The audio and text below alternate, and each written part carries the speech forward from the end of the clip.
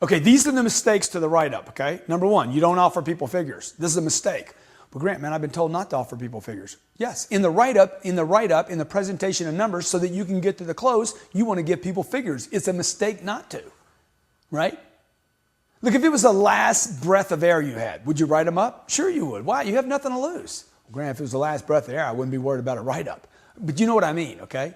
Mistake. You overqualify people's financial ability. You believe they can't buy. Some of you are able to do this before they even get to you. Some of you are able to do it because the way people dress or the way they drive up in the vehicle or what they say. You have this mental ability, or in your case, disability, to tell people's financial ability. Okay? Look, you're always wrong. You know that. Write them up. Go for it. Mistake. You wait on ideal situations. Look, if you only sell the ideal situations, you will never be more than just an average salesperson. You cannot make dreams come true waiting for perfect scenarios. You have to be willing to push into the marketplace, sell over obstacles, sell over problems, and make things happen.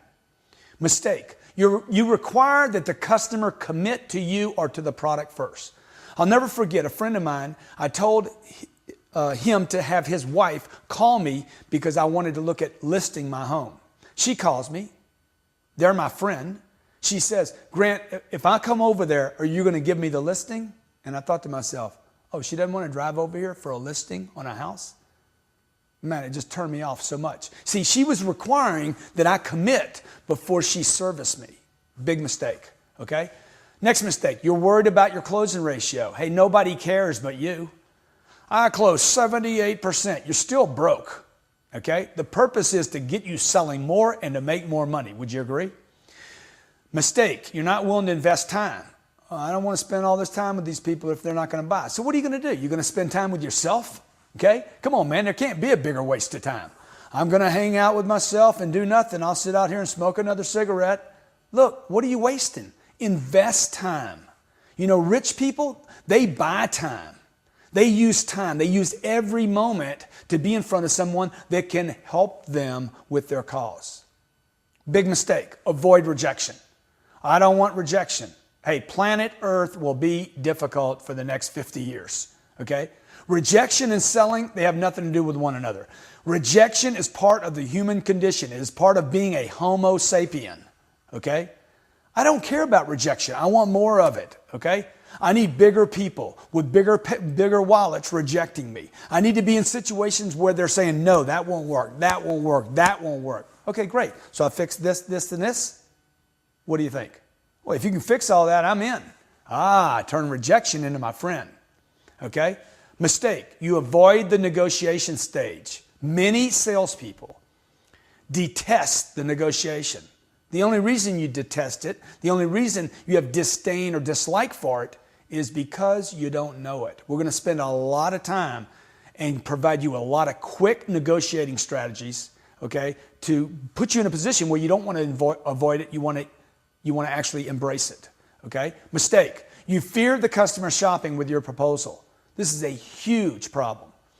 Well, you know, a real estate agent told me once, I want a commitment from you that I'm your agent. I'm like, look, I'm not going to give you that, okay?